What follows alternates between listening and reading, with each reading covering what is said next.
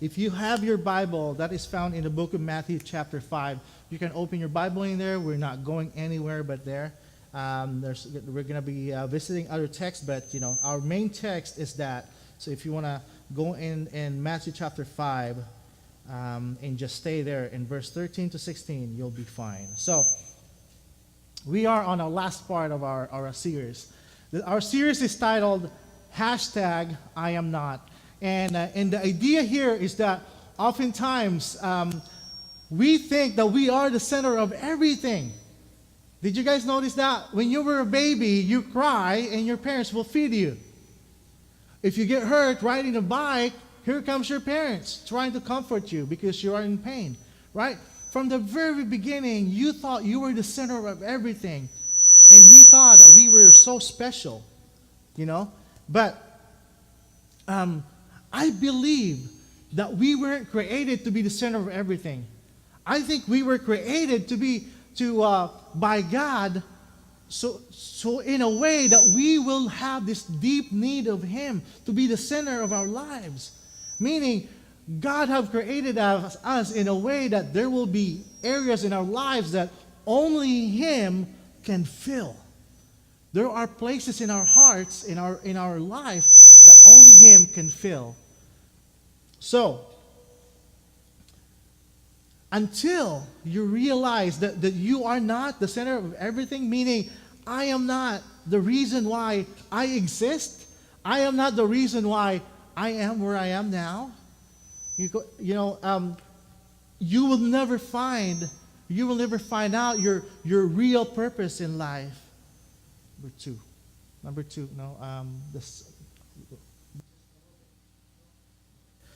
So you will never find out the real purpose of your life. Apart from Him, you will never find out your real purpose. Okay? Do I still have microphone? All right. So yesterday we had a Bible study and we found out that Jesus would use a lot of analogy all throughout His ministry. We mentioned that oftentimes Jesus will use relationship analogies like a father and a son, a sheep and a good shepherd. He will use a slave and his master. He will also use, yesterday, he used the analogy using a vine and a branch. That the idea is that we being the branch and Him being the vine, we have to be connected to Him. We found out yesterday that if we are not connected to Him, that branch will die. And it's useless. It gets thrown into the fire. Okay? So, Jesus also said, somewhere in the Bible said that we should be fishers of men. He loves these analogies. And these analogies, He uses this because these are present in their culture during that time. Okay? So today, we will learn straight from the Word of Jesus. And here, He called us to be the salt and light. What does that mean? Did He just call me salt? Yes, He did. And we're going to find out, what does that mean? So last Sunday, we looked into how to have a Christ-centered life in a workplace. Meaning, we learned that God put you where you work for a purpose. And that is so you could shine your light in there. All right? So, we mentioned last Sunday that we're not just going to work, or God's purpose of us going to work is not just so that we can collect a paycheck, so that we can be promoted, or so that we can have a raise. That's all part of it. Okay? The more you excel in your chosen career path, the more you show your boss, your employer, that you are a good worker. Okay? You will have that kind of blessing. But we mentioned last Sunday that the main purpose of us being there in that place is not so that we can collect the paycheck, but God has a different purpose, so that we can shine our light in that workplace. Okay? So, light is something that we take for granted nowadays. During Jesus' time, in their culture, they don't have a switch that they will just flip. And there you go, there will be light. Your room, your house will be lit. They don't have that. They will have to create a light. They have to light a lamp. You know, at night, the moment you turn off the light, that's it. You're going to have to wait for the sunlight the next day. You can't do anything anymore. Farmers before had to go home early before sundown because they can't work in the farm without light. So before sundown, they make sure that they'll be home before the sunset. So, but nowadays, did you even notice that your builders, when they made your houses, they put the lights in a certain place. Then they were very intentional where they put it, so that it could maximize the purpose of having the light in that room. Did you have any builder that put a light under the table? And your purpose is to light the entire room? Nobody would do that, right? In the bathroom, did you guys notice that most of bathroom, they put the light right there by the mirror? Why is that? It's to maximize the light inside the room by having it reflect in the mirror. So wherever the builders, wherever they put the light, they're very intentional. And in the same way, God is very intentional where He puts you in this world. Okay? So, last Sunday we said that God was very intentional in putting us in the workplace, in our workplace. That you may not like where you're working, like, oh man, I hate working for this boss, or man, I don't like what my employer is doing right now. It's gonna mess up my benefits. I really don't like. I hate working here. I'm not so motivated. But the thing is that God put you there so that you can shine your light. Remember, this is one of the last part of last Sunday where I could not say what I was trying to say, but remember, the darker the workplace is, the brighter you're going to shine. Do you guys notice that? Because a lot of us was like, man, I hate working with that guy, man. That guy's not even a Christian. I hate him. He's got all this F-bomb all over the place. Everything he does, he will throw a curse in there. I don't like working with this person right here. He's so negative. Nothing that this person does nothing is positive. Everything that this person does is just so negative. He's so negative about the result of everything. Whether it's good or bad, he's so negative. It doesn't matter. That's why you're there. God put you in that place so that you can shine your light. All right? So, like I said, the darker the workplace is, the brighter you're going to shine. So now Jesus said this in the book of Matthew chapter 5, we just read it. It said, you are the light of the world. A town built on a hill cannot be hidden. Neither do people light a lamp and put it under a bowl. Instead, they put it on its stand, and it gives light to everyone in the house. In the same way, here's what Jesus is saying, in the same way, let your light shine before others, that they may see your good deeds and glorify your Father in heaven. So now, Jesus is saying that you are the light of this world, and that you are to shine your light before men, before others, that they may see your good deeds. That's what Jesus is saying. We put a hashtag on it because in social media, if you're one of those persons, you have Facebook, you have Instagram, you have, what's the other one? Twitter. You have Twitter. When you want people to be able to search your events, your photos easily, you put a hashtag on that keyword, right? We put a hashtag on our titles, and hashtag iamnot, because the idea is to have this I am not attitude, and it needs to be evident to everybody. That wherever you walk, wherever you are, they need to know that you are a follower of Christ. You should have a Christ-centered life wherever you are, whatever you do in this world. Okay? So, yesterday in our Bible study, we talked about Jesus teaching, and He calls Himself the true vine. And he said that we are the branches. But you don't stop being just a branch. Jesus said, okay, as long as you can be a branch, you can be attached to me, that's good enough for me. Jesus didn't say that. Jesus didn't say, as long as you hang on to me, you exist as a branch, you have more, you're alive, that's good enough for me. No, Jesus said that you need to bear fruit. And the way for you to bear fruit is to remain attached to him. As a branch, you need to remain attached to the vine. He said, if you remain in me, I will remain in you, and you will bear much fruit. And the fruit that he was talking about, we found out yesterday that the fruit is the fruit of the Spirit, which are here we're going to see in our projector here. He said that the fruit of the spirits are love, joy, peace. Do we have it in there? Can we put the fruit of the spirits? They are love, joy, peace, patience, kindness, goodness, faithfulness, gentleness, and self-control. And then there was a text in there that said, against these things there is no law. That's what Paul said. And in here, what Jesus is saying is, wherever he puts you in this world, you need to bear this fruit. You need to be able to love. You need to have the joy that only he can give. The peace. And this is possible by remaining in him, by being attached to him. See, God is very intentional where he puts you so that people may see your good deeds.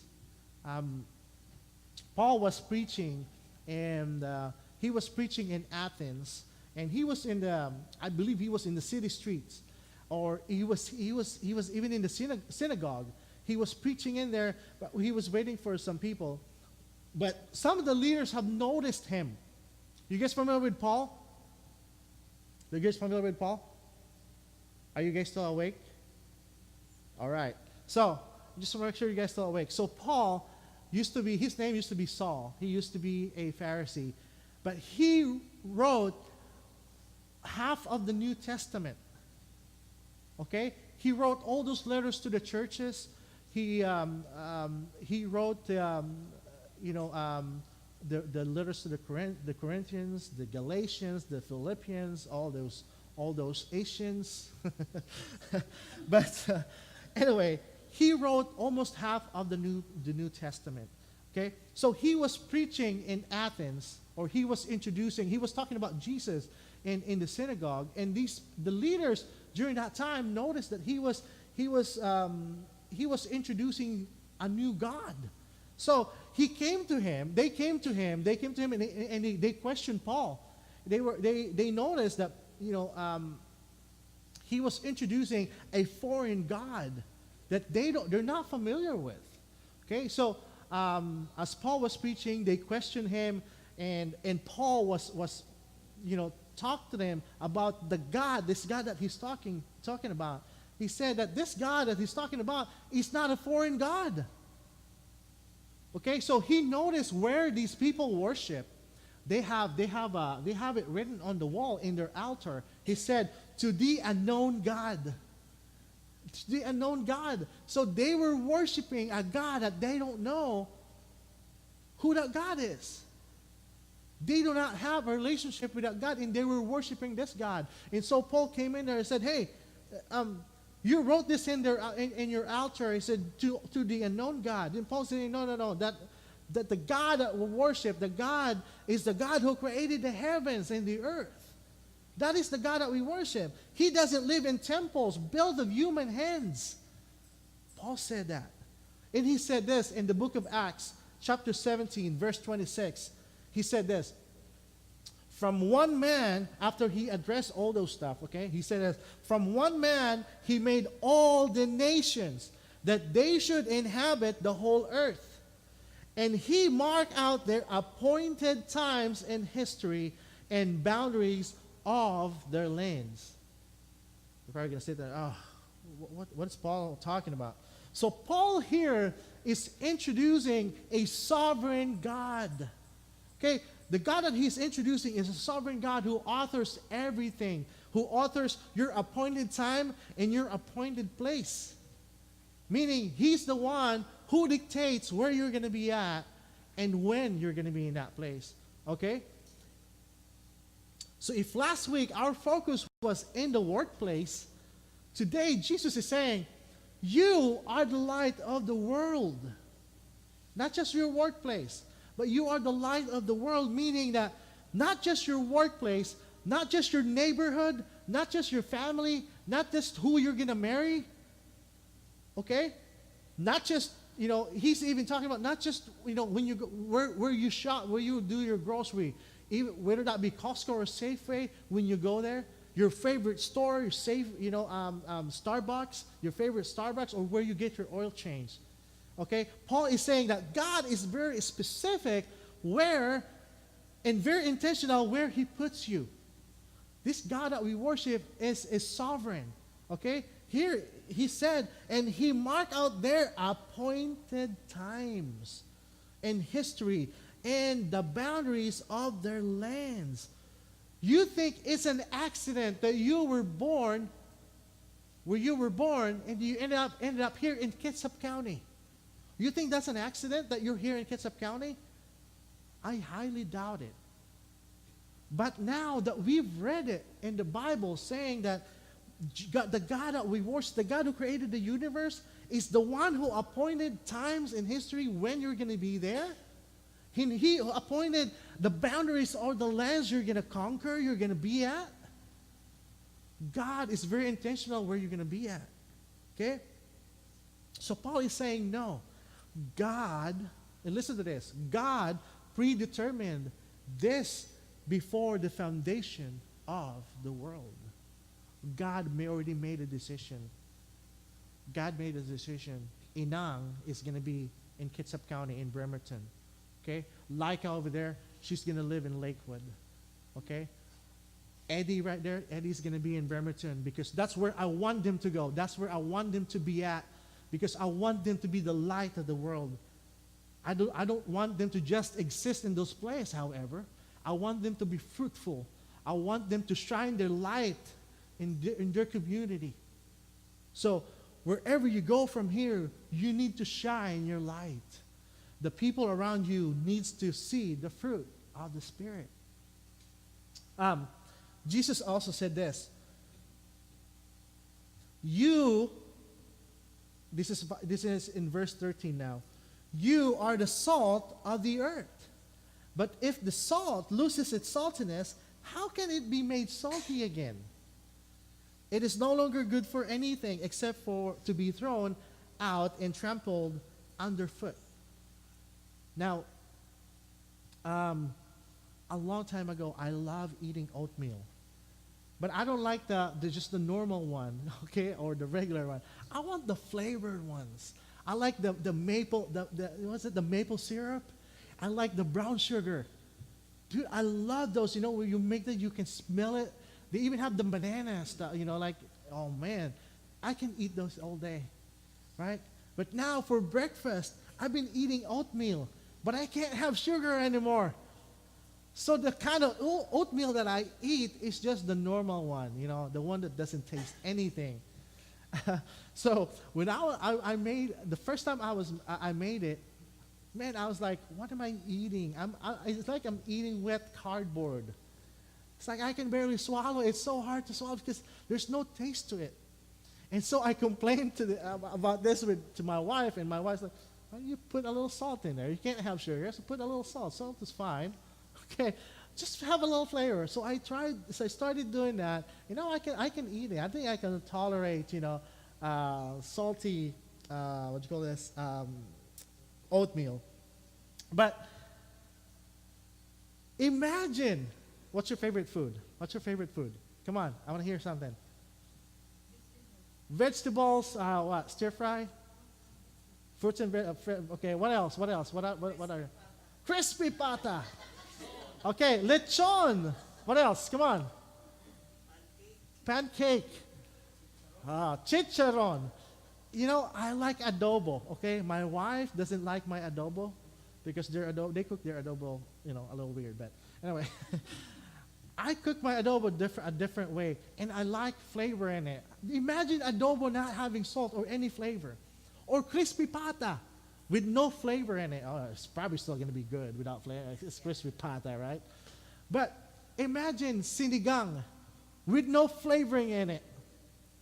Okay? It would be horrible, In the days of Jesus, salt is a significant part of their lifestyle. Okay? Not just for flavoring, but they use it to preserve meat and salt and fish. They don't have fridge before. When I was growing up in the Philippines, in the province, we have fridge, but the fishermen, when they come back from catching fish, they will go around the town and they will sell their catch, right? And it's fresh. It's so fresh, right? It's fresh from the ocean. We live by the Pacific Ocean, by the way. So majority of the people that work in the coastal areas, that's what they do. They fish. They're fishermen. So they will go around the town and sell the fish that they caught that day. It's fresh. They've never been in the fridge. They have not touched any ice. But here's the thing: you bring that into your house. You just sit it in your counter. It's gonna start to smell. It's gonna start to go bad. Okay. The trick, though, and I learned it from my grandparents. I grew up with them. You salt it. You put salt in there. It will prolong the I don't want to use the word rotting, but it will prolong the process of rotting. Okay, so you can have it in there for an hour and it will still be fine. You can cook it after that. You don't have to put it in the fridge, right? But see, during the time of Jesus, they don't have fridge either. So this is what they use to preserve their meat. Okay, to preserve their meat, they use salt. They press it in there so that that will preserve the meat. During those times, also Roman soldiers before used to get paid with salt. You guys imagine getting your paycheck and hey, here's your salt, right? We get our word salary now from the word salt. Okay, so that's how important the salt in their community before.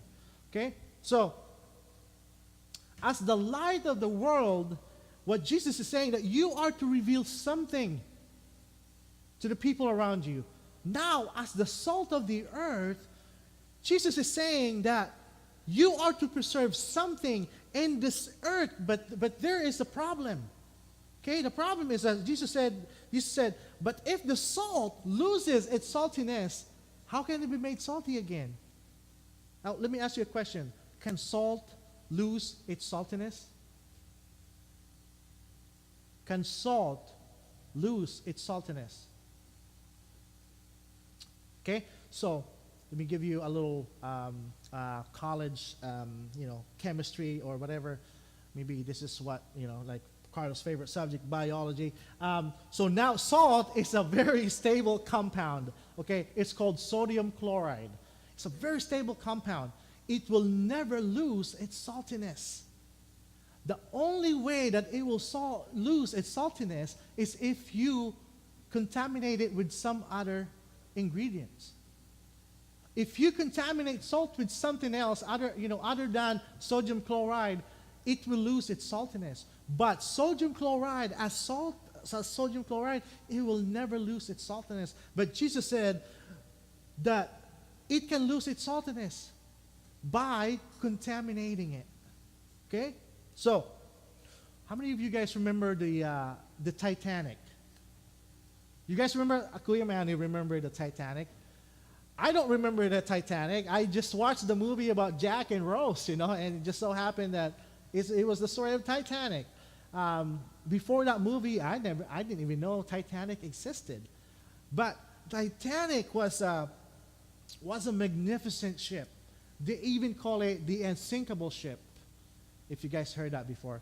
But do you remember?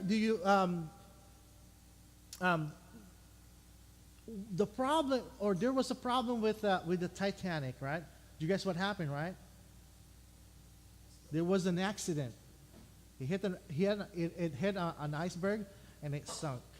Okay? They call it the unsinkable ship. But it is now in the bottom of the ocean. So here. Now, do you know what the problem was? Was the problem because the Titanic was in the water? No, the Titanic was made so that it will float in the water. All right? The problem was not the Titanic was on the water, rather that it was because the water started to get into the Titanic. Do you guys follow me? Okay? So in the same way, you as followers of Christ, being in this world is not the problem. Okay? The problem is when the world starts to get into you. Christians, if Jesus said that you are the salt of the earth, how can you lose your saltiness? You shouldn't. Salt is a very stable compound. Okay? It shouldn't lose its saltiness. Only by contamination that you will lose your purpose in this earth. Okay, now, why is this important? Why would Jesus even compare me to light and to salt? Why is this important? This is important because this world that we live in is a dark world. This earth that we live in is rotting. Okay? As followers of Christ, we should be the light of the world. We should be the salt of the earth. We are to reveal something to the community as light. And as salt, we are to preserve the very culture that Christ established in these commandments. They want to eliminate it. This is the culture that we live in. And Jesus is saying, you need to preserve the culture that I established in this earth. You need to be the salt of the earth. You got to do something. If as light, you need to shine your light, as salt, you need to preserve it. That is what Jesus is saying. So, in the book of Matthew, chapter 28, and this is towards the end of Jesus' ministry. Actually, the ministry is done, right? He's about to be taken up to heaven. And Jesus was talking to the disciples, the 11 disciples, and he was giving them instructions, and this is what he told them. In the book of Matthew, chapter 28, verse 19, he said, "Therefore, go and make disciples of all nations." Now, a lot of people will always associate this with being a what do you call that? A missionary. That you are to go into the deep, the four corners of the world. Okay, that this instructions is for that. That is false, though. That is not that they only took this and use it for the reason of being a disciple, or being what do you call this? What did I just say? I forgot. Being a missionary. Okay, but when Jesus was telling the disciples about this, he said, "Therefore go." So in the word "go" in Greek doesn't just say you need to go. It's not a command to go into all the nations. Jesus is saying, hey, you need to go to China. You need to go to Turkey. You need to go to Syria. You need to go to Iran. You need to, the word "go" here in Greek is as you go, as you go and live your life. That's what it meant in the word "go" that was used here in Greek. It said it originally meant that as you go, meaning as you go with your daily activities, okay, go and make disciples.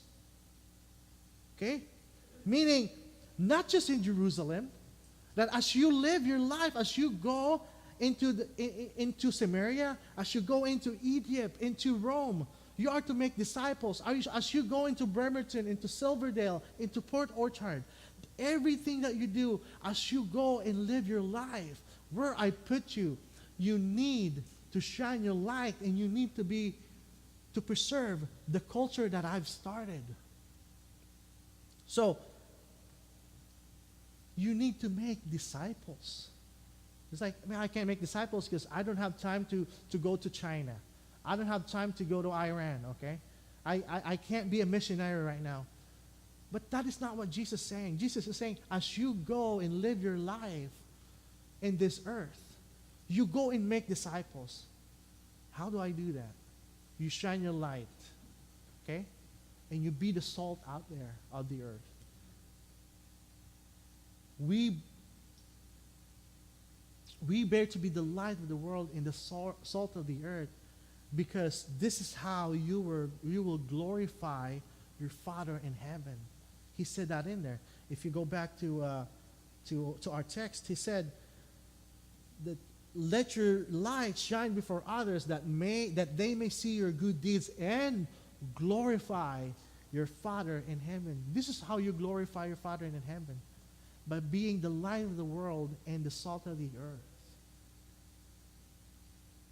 My hope and prayer that as we wrap up this series, the I Am Not series, is that we will have a better understanding that the purpose of us existing in this world cannot be satisfied by just going where you want to be or doing the things that you just want to be. Okay, God has put you in a certain place for a purpose, and you will never know the very purpose that God creating you apart from Him. You can only find that purpose by abiding in Him, by being connected with Him. And what Jesus is saying is, as you live your life, you need to be connected to me. Because where I put you, I need you to be the light and the salt wherever I put you in.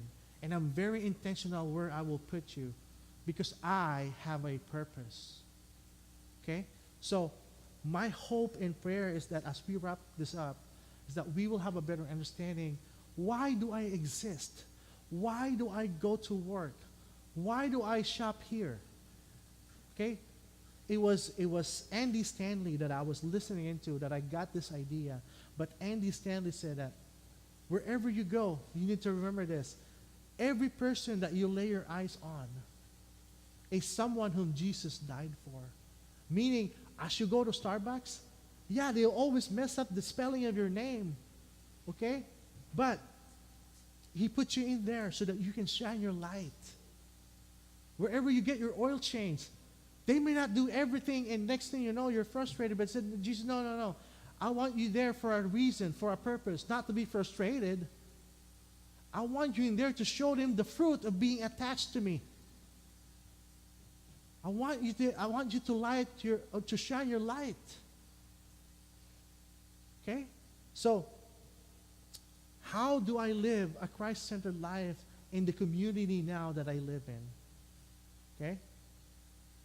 You let Him be the center of your life, of everything that you do. You let Him be the center of it. Okay?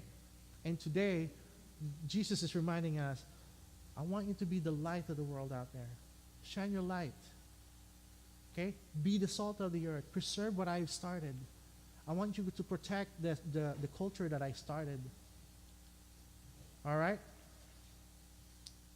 All right. So, join me in prayer. Heavenly Father, we give you thanks and praise, and we glorify your name. Thank you that you help us understand that we are not the center of everything, but you are the center of everything. Help us to live a Christ-centered life. As we live our life, we're on the place that where you put us into. Lord, help us to bear much fruit in this community where we at.